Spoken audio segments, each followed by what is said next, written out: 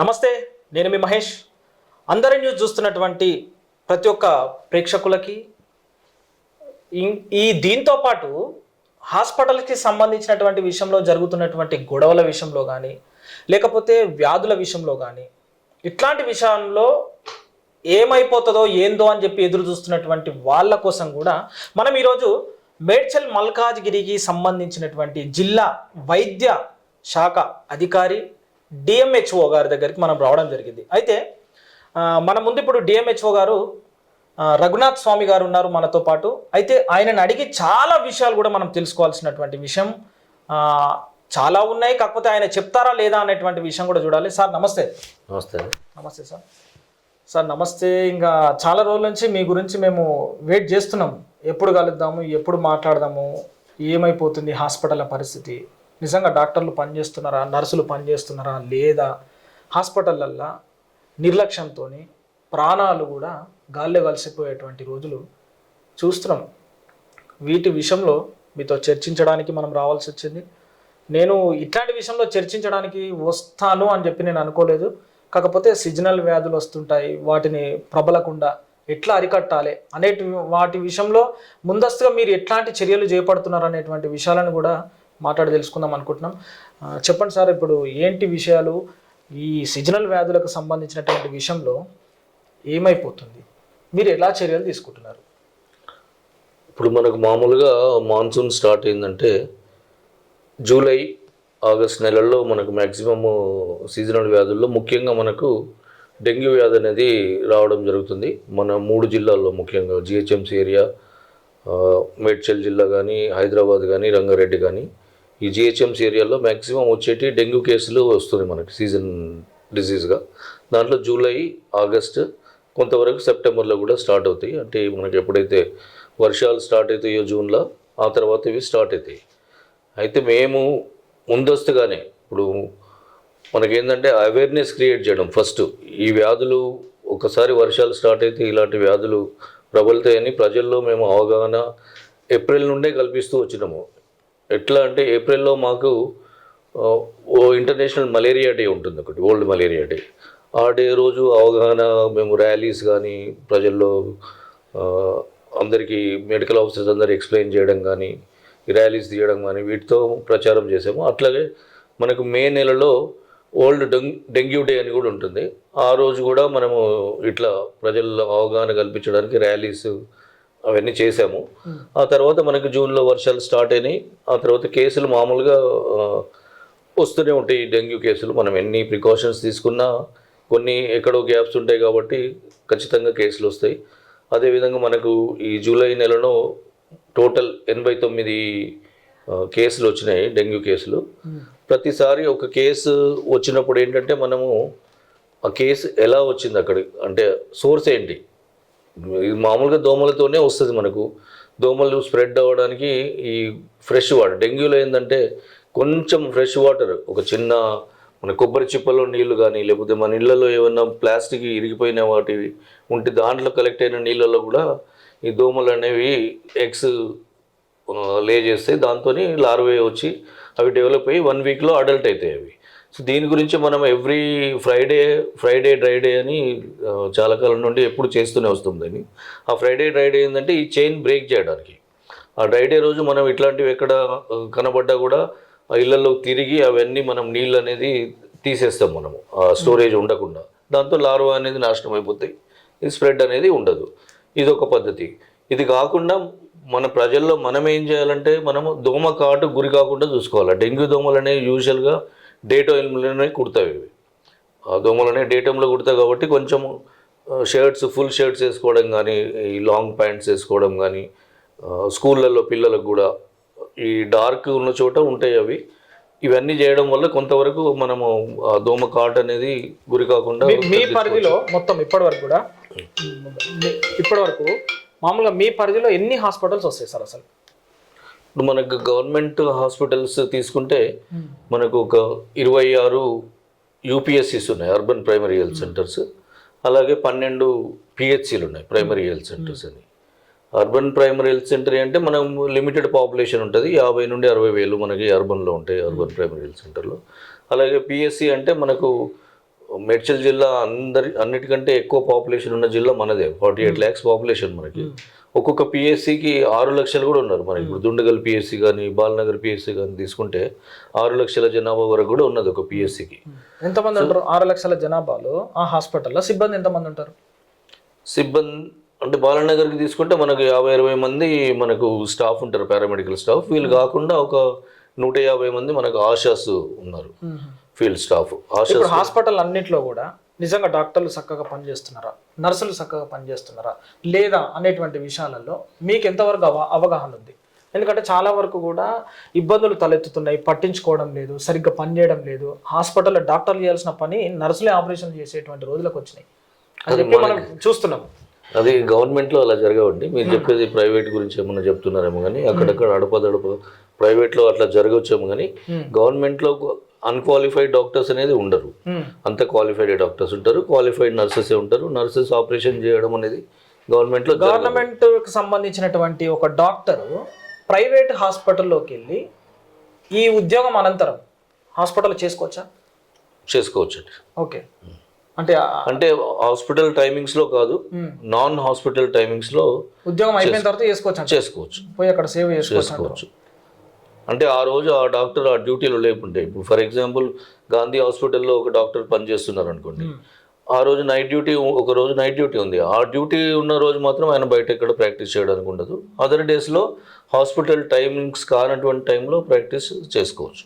Okay, అయితే ఇదే క్రమంలో నాచారంలోని శివ నర్సింగ్ హోమ్ అనేటువంటి ఒక హాస్పిటల్లో ఫ్యామిలీ ప్లానింగ్ చేసుకోవడానికి వచ్చినటువంటి ఒక మహిళ చనిపోయినటువంటి సంఘటన మీ దృష్టిలో ఉందా సార్? వచ్చిందా? శివ హాస్పిటల్లో ఈ సంఘటన జరిగింది. నాకు పేపర్లో న్యూస్ చూసే తెలిసింది.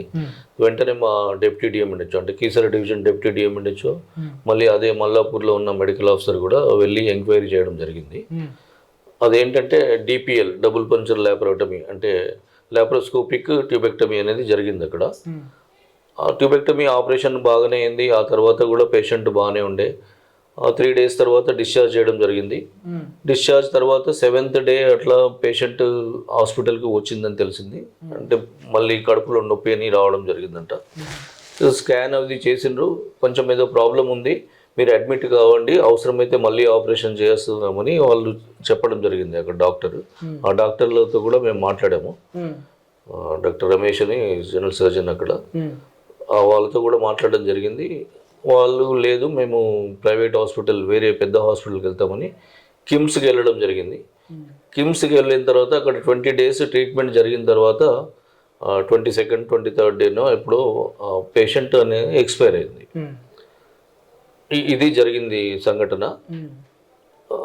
దీన్ని మేము విచారణ జరిపినప్పుడు తెలిసింది ఏంటంటే పేషెంట్ ఆ తర్వాత మళ్ళీ హాస్పిటల్ వాళ్ళైతే పేషెంట్ అయితే కంప్లైంట్ ఇవ్వలేదు, కాకపోతే మహిళా సంఘాలు కానీ మామూలుగా పేషెంట్ వీళ్ళ వల్లనే చనిపోయింది, శివ నర్సింగ్ హోమ్ వల్లనే చనిపోయింది అని చెప్పి ఆ డెడ్ బాడీని తీసుకొని వీళ్ళు హాస్పిటల్కి వచ్చి నిరసన వ్యక్తం చేయడం జరిగింది.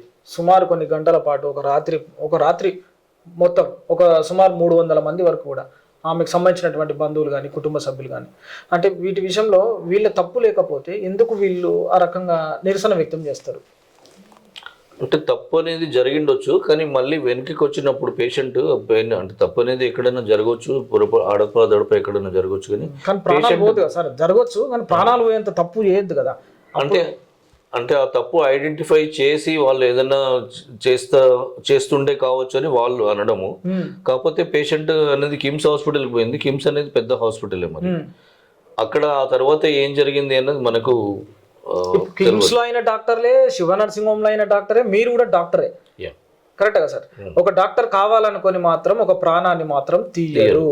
కానీ కేవలము శివ నర్సింగ్ హోమ్ హాస్పిటల్ వల్లనే మా యొక్క మహిళ చనిపోయింది అని చెప్పేసి వాళ్ళు, ఆ వర్గం వాళ్ళు, ఆ అమ్మాయికి సంబంధించిన వాళ్ళందరూ కూడా ఆ రోజు చేసినటువంటి ధర్నాలు, వాళ్ళు మాట్లాడినటువంటి మాటలు కానీ, పోలీసుల విషయంలో కూడా కానీ, మాకు న్యాయం చేయండి సార్, మాకు న్యాయం చేయండి సార్, ఇక్కడ వీళ్ళ మీద చర్యలు తీసుకోండి సార్ అని చెప్పి కూడా చాలా చేయడం జరిగింది. చిన్న పిల్లలు అని చెప్పేసి అన్నారు.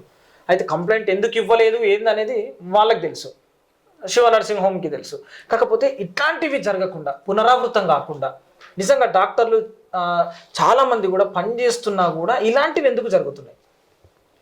అంటే ఇక్కడ అడపదడప ఎర్రర్స్ అనేవి జరుగుతుంటేనే అది మన అంటే ఎర్రర్ అనేది జరగడం కామన్. అంటే వీళ్ళు సరైన ప్రికాషన్స్ తీసుకోకుండా ఇలాంటి తప్పిదం జరిగితే డెఫినెట్గా వాళ్ళ మీద యాక్షన్ తీసుకోవడం జరుగుతుందండి. ఇప్పుడు ముఖ్యంగా ఈ గవర్నమెంట్ వచ్చిన తర్వాత క్లినికల్ ఎస్టాబ్లిష్మెంట్ యాక్ట్ మీద చాలా ఫోకస్డ్ ఉన్నారు. మేము కూడా ఎవరన్నా అంటే అర్హత లేకుండా వైద్యం చేయడం కానీ, లేకపోతే ఉన్న పెద్ద పెద్ద హాస్పిటల్లో కూడా అర్హత లేని డాక్టర్లు, అంటే లైక్ ఆయుర్వేదిక్ డాక్టర్లు డ్యూటీ డాక్టర్లుగా అలోపతి డాక్టర్లు పనిచేయడము, ఇట్లాంటివన్నీ కూడా మేము రెగ్యులర్గా ఇన్స్పెక్షన్ చేస్తున్నాము. ఇప్పటి వరకు దాదాపు 20 నుండి 25 ఇన్స్పెక్షన్ చేశాను నేను వచ్చినప్పటి నుండి. దాంట్లో ఒక 16 వరకు సీజ్ చేశాం మేము. వాటి లిస్ట్ ఇవ్వగలుగుతారా? సీజ్ చేసినటువంటి వాటి లిస్ట్ ఇవ్వగలుగుతాం. ఓకే. ఓకే. ఆర్ఎంపీ వ్యవస్థ అనేది ఉంది కదా, అది కొంత సఫిషియెంట్గా వైద్యం జరగట్లేదు, కొంత ఇబ్బంది జరుగుతుంది. అవునండి. ఇప్పుడు మొన్న కూడా మేము మామూలుగా ఒక హాస్పిటల్ ఇన్స్పెక్షన్కి వెళ్తే అక్కడ వేరే ఇట్లాంటి ఫస్ట్ ఎయిడ్ క్లినిక్స్ అన్ని పెట్టి డాక్టర్లని రాసుకొని చూడడం జరిగింది. 2 హాస్పిటల్స్ మేము షాపూర్ నగర్లో వెళ్ళాం మేము. అక్కడ కూడా ఇలాంటివి 2 మేము చూసి వెంటనే ఇన్స్పెక్షన్ చేస్తే అక్కడ అర్హత లేకున్నా డాక్టర్లు ఐవీ ఫ్లూయిడ్స్ పెట్టడం కానీ, యాంటీబయాటిక్స్ ఇవ్వడం కానీ, స్టిరాయిడ్ ఇంజెక్షన్స్ ఇవ్వడం కానీ ఇట్లాంటివి జరుగుతున్నది. మేము 2 వెంటనే సీజ్ చేయడం. అట్లా చేస్తున్నటువంటి ఆర్ఎంపీ డాక్టర్లకు కానీ, ఇంకా ఏ డాక్టర్కైనా కానీ, నేను డాక్టర్ని అని చెప్పి చలామణి అవుతున్నటువంటి వాళ్ళ విషయంలో సీజ్తో పాటు ఇంకా ఏ రకంగా చర్యలు ఉంటాయి వాళ్ళపైన? ఒకటి ఏంటంటే వాళ్ళ నుండి మేము ఫైన్ వేయడం జరుగుతుంది. దాదాపు 25,000 నుండి 50,000 వరకు ఫస్ట్ క్రైమ్ అయితే ఫైన్ వేయడం జరుగుతుంది. ఆ ఫైన్ కాకుండా ఇంకోటి ఏంటంటే వాళ్ళు ప్రాపర్గా రిజిస్ట్రేషన్ చేసుకోమని వాళ్ళకి చెప్పడం జరుగుతుంది. అంటే మేము ఏదో హెరాస్ చేయడానికి కాదు, వాళ్ళు ప్రాపర్గా అంటే ఈ స్ట్రీమ్లో రావాలి, ప్రాపర్గా చేయాలి అని. ఇప్పుడు మనకు తెలుసు ఫుడ్ విషయంలో కూడా హోటళ్ళ మీద తనిఖీలు ఇట్లాంటివి జరుగుతున్నాయి. అది మా కమిషనర్ గారే అది కూడా చేసేది. అట్లనే హాస్పిటల్స్ మీద కూడా తనిఖీలు అనేది పెంచినాము. అలాగే తెలంగాణ మెడికల్ కౌన్సిల్ కూడా కొన్ని విజిలెన్స్ టీమ్స్ పెట్టేసి వాళ్ళు కూడా తనిఖీలు అనేవి చేస్తున్నారు. ప్రాపర్ రిజిస్ట్రేషన్ ఉండి తప్పు చేయడం వేరు, అసలు ఏమీ అర్హత లేకుండా రిజిస్ట్రేషన్ లేకుండా చేయడము. ఒకసారి మీరు ఫైన్ వేసినారు అనుకుందాం సార్, రెండోసారి మళ్ళీ రిపీట్ అయింది అనుకోండి ఆ వ్యక్తిది, అప్పుడు రెండోసారి మేము 2 లక్షల వరకు ఫైన్ వేయచ్చు, మూడోసారి అయితే 5 లక్షలు ఫైన్ వేయచ్చు, జైలుకి కూడా పంపించు. ఓకే, మూడోసారి మాత్రం అయితేనే జైలుకి వెళ్ళడం జరుగుతుంది. మొదటిసారి రెండోసారి మాత్రం కేవలం డబ్బుతో మాత్రము తన పాపని కట్టుకోవచ్చు. అది కాకుండా మేము డిక్లరేషన్ తీసుకుంటామండి వాళ్ళ దగ్గర, మళ్ళీ చేయొద్దు, మళ్ళీ ఇలాంటివి చేయకుండా చూస్తామని డిక్లరేషన్ తీసుకొని ఆ తర్వాతనే పర్మిషన్స్ ఇస్తాము, ఏమన్నా ఇస్తాం. ఇప్పుడు మామూలుగా మీ దృష్టికి వచ్చినట్టయితే పలానా గవర్నమెంట్ హాస్పిటల్లో నిజంగా అక్కడ డాక్టర్ సిబ్బంది సమయానికి ఉంటలేరు, పేషెంట్లు పడిగాపులు కాస్తున్నారు అని చెప్పినప్పుడు మీరు ఏ రకంగా చర్య తీసుకుంటారు వాళ్ళపై? డెఫినెట్గా వాళ్ళకంటే ఆ రోజు నిజంగానే లేట్ వచ్చిండ్రు, లేటు అనేది పై అధికారికి ఇన్ఫర్మేషన్ లేకుండా లేట్ అనేది, లేకపోతే రావడం జరగలేదు అనుకోండి, యాబ్సెంట్ అనేది, వాళ్ళ మీద డెఫినెట్గా చర్య తీసుకుంటాం. చర్య అంటే ఫస్ట్ వార్నింగ్ లాగా మెమో ఇవ్వడం జరుగుతుంది, వాళ్ళని ఎక్స్ప్లెనేషన్ తీసుకోవడం జరుగుతుంది, లేకపోతే శాలరీ కట్ చేయడం జరుగుతుంది. ఇంకేమన్నా వాళ్ళకి అంటే వాళ్ళ అది రెగ్యులర్ ఎంప్లాయీ అయితే వాళ్ళ సర్వీస్లో ఇది ఒక మచ్చలాగా అవుతుంది వాళ్ళకి. సో ఇప్పుడు ముఖ్యంగా మన జిల్లాలో మన కలెక్టర్ గారు కానీ, మన అడిషనల్ కలెక్టర్ గారు కానీ రెగ్యులర్గా విజిట్ చేస్తున్నారు. ఎవ్రీ ట్యూస్డే కలెక్టర్ గారు విజిట్ చేస్తున్నారు, అడిషనల్ కలెక్టర్ గారు కూడా విజిట్ చేస్తున్నారు, పిఎస్సీలు కానీ సిఎస్సీలు కానీ. అదే కాకుండా మన స్పెషల్ ఆఫీసర్ని నియమించడం జరిగింది. ఒక 10 మంది స్పెషల్ ఆఫీసర్స్ ఆల్రెడీ నియమించడం జరిగింది. వాళ్ళు కూడా ట్యూస్డేస్ అండ్ ఫ్రైడేస్ తిరుగుతూ ఉన్నారు. మొన్న లాస్ట్ వీక్ మాకు మీటింగ్ అయింది. అంటే వీళ్ళు లాస్ట్ మంత్ మొత్తము ఇలా వాళ్ళు ఇచ్చిన రిపోర్ట్స్ అన్నీ తీసుకొని అడిషనల్ కలెక్టర్ మేడం కూడా మనకు మీటింగ్ పెట్టడం జరిగింది. ఆ మీటింగ్లో కొన్ని ల్యాబ్సెస్ ఉన్నాయి. ల్యాబ్సెస్ అంటే కొన్ని చోట్ల కొన్ని మెడిసిన్స్ లేకపోవడం కానీ, కొన్ని చోట్ల కొన్ని మెడిసిన్స్ ఎక్స్పైరీకి దగ్గర ఉన్నాయి, అవి ఇలాంటివి జరిగినాయి. కానీ ఎక్కడైనా డాక్టర్స్ కానీ నర్సెస్ కానీ టైంకి రాలేదన్న మనకు కంప్లైంట్ అయితే దాంట్లో. ప్రైవేట్ హాస్పిటళ్లకు సంబంధించినటువంటి విషయంలో డాక్టర్లు లేనప్పుడు నర్సులతో పాటు అక్కడ ఉన్నటువంటి కింది స్థాయి అక్కడ పనిచేస్తున్నటువంటి ఆయాలతో దగ్గర నుంచి కూడా అందరూ ఇంజెక్షన్ ఇచ్చేటువంటి స్థాయికి ఎదిగిపోయినారు. ఇట్లాంటి విషయంలో మళ్ళీ తప్పిదాలు జరుగుతాయి.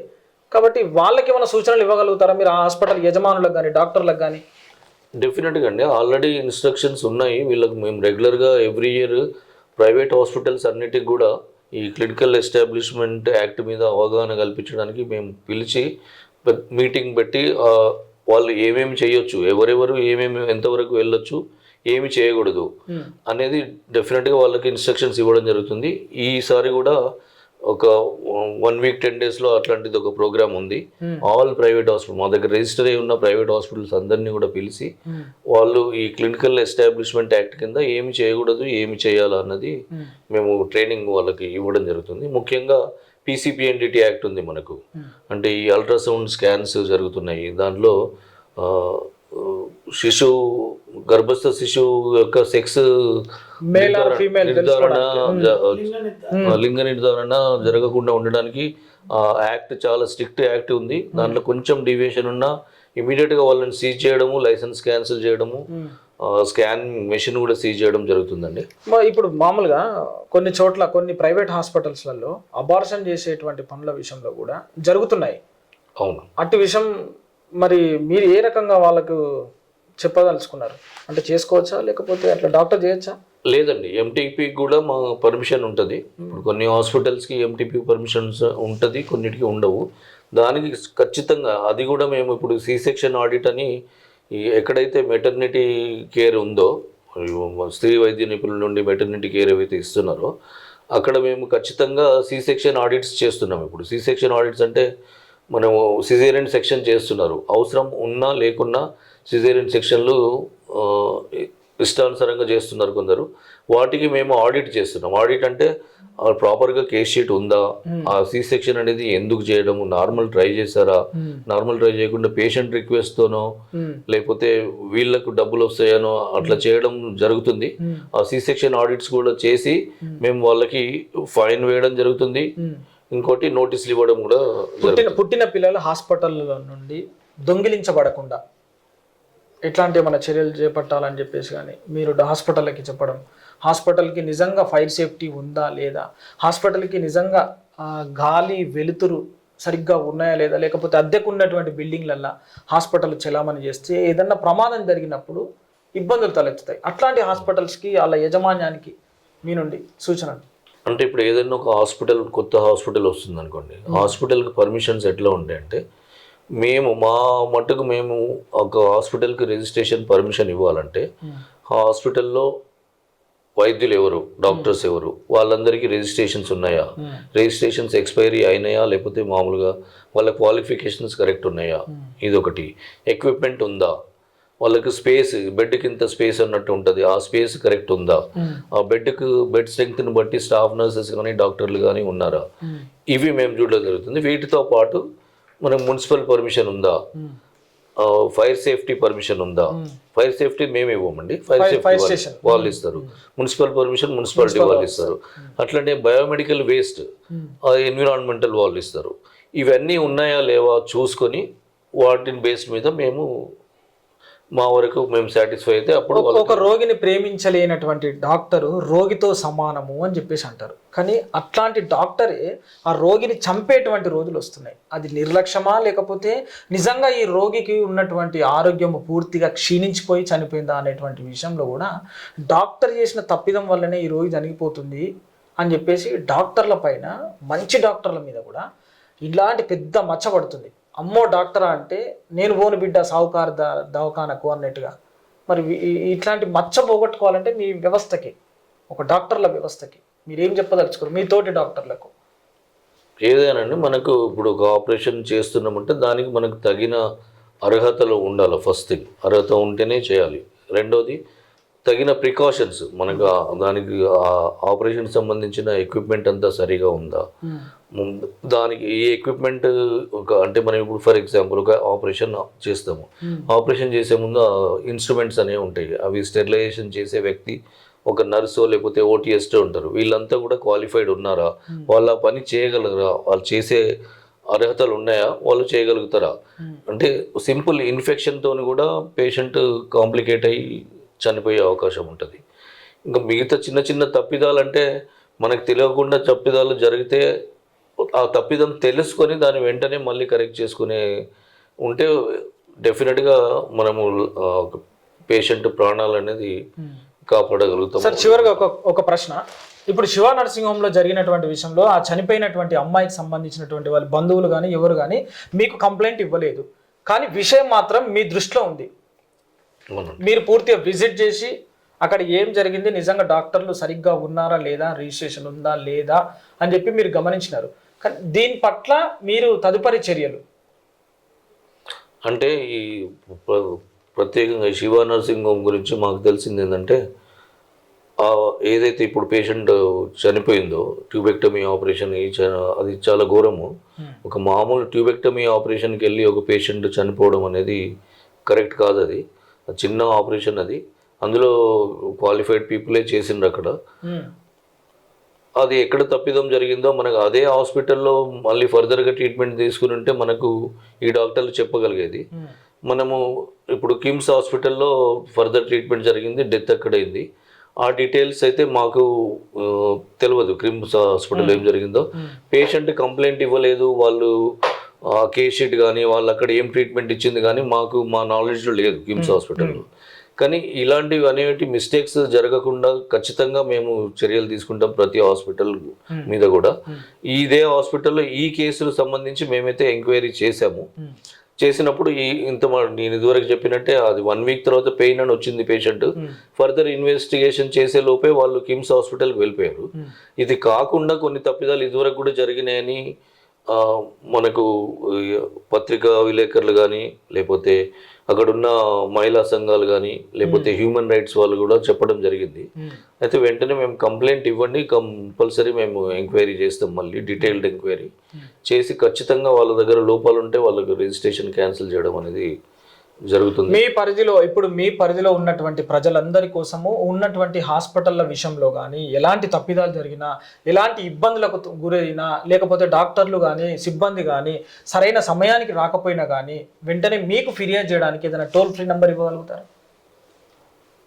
మిమ్మల్ని సంప్రదించుటకు ఫోన్లో డెఫినెట్గా నా నెంబరు డిఎంఎన్హెచ్ఓ మేడ్చల్ మల్కాజ్గిరి అని మీరు గూగుల్లో టైప్ చేస్తే నా నెంబరు వచ్చేస్తుంది అక్కడ. ఓకే, చూస్తున్నారుగా ప్రజలారా. అయితే డిఎంహెచ్ఓ గారితో మనం ఉన్నాము. అయితే నాచారంలోని శివ నర్సింగ్ హోమ్ హాస్పిటల్లో జరిగినటువంటి ఆ యొక్క మహిళ మృతి ఏ రకంగా జరిగింది, ఎందుకు జరిగింది, ఎవరి తప్పిదం వల్ల జరిగింది అనేటువంటి అంశాలను కూడా ఆయనతో మనం అడిగి తెలుసుకున్నాము. అదే కాకుండా సీజనల్ వ్యాధులు అంటే వాతావరణంలో వచ్చినటువంటి మార్పుల వల్ల, వర్షాల వల్ల ఇప్పుడున్నటువంటి ఈ వ్యాధుల బారిన పడకుండా ఎలాంటి తగిన జాగ్రత్తలు వహించాలి, పిల్లల దగ్గర నుంచి పెద్దల వరకు కూడా తమ ప్రాణాలను మా ఆరోగ్యాలను కాపాడుకోవాలంటే దోమల బారిన కానీ, మురికి కుంటలు కానీ, మురికి నీటిని కానీ నిల్వ ఉండకుండా చూసుకొని తమను తాము కాపాడుకునేటువంటి దిశగా మేము వాళ్లకు అవగాహన కల్పించేటువంటి కార్యక్రమాలు కూడా చేపడుతున్నాము అని చెప్పేసి మనకు డిఎంహెచ్ఓ గారు చెప్పడం జరిగింది. ఇంకా ఎలాంటి సమస్యలున్నా, ఎక్కడ ప్రభుత్వానికి సంబంధించి ప్రైవేట్కి సంబంధించినటువంటి హాస్పిటళ్లలో ఎలాంటి అరాచకాలు జరిగినా కూడా ఖచ్చితంగా మా దృష్టికి తీసుకురండి. ఖచ్చితంగా మా నంబర్ గూగుల్లో ఉంటుంది, చెక్ చేసుకోండి. మేము ఆ నంబరు పబ్లిక్లోనే పెట్టడం జరిగిందని చెప్పేసి చెప్పడం జరుగుతుంది. నిజంగా సార్ మాట్లాడినటువంటి విషయంలో, డిఎంహెచ్ఓ గారు మాట్లాడినటువంటి విషయంలో ఎంతవరకు వాస్తవం ఉంది, ఎంతవరకు అవాస్తవం ఉంది, ఆయన నిజమే మాట్లాడినారా లేకపోతే కప్పిపుచ్చేటువంటి మాటలు మాట్లాడినారా, ఏదైనా సరే, ఏదున్నా సరే టెక్స్ట్ రూపంలో సార్ మాట్లాడినటువంటి వీడియో కింద మీ యొక్క మనసులో ఉన్నటువంటి మాటల్ని పోస్ట్ చేయొచ్చు. చూస్తూనే ఉండండి అందరి న్యూస్. నేను మీ మహేష్.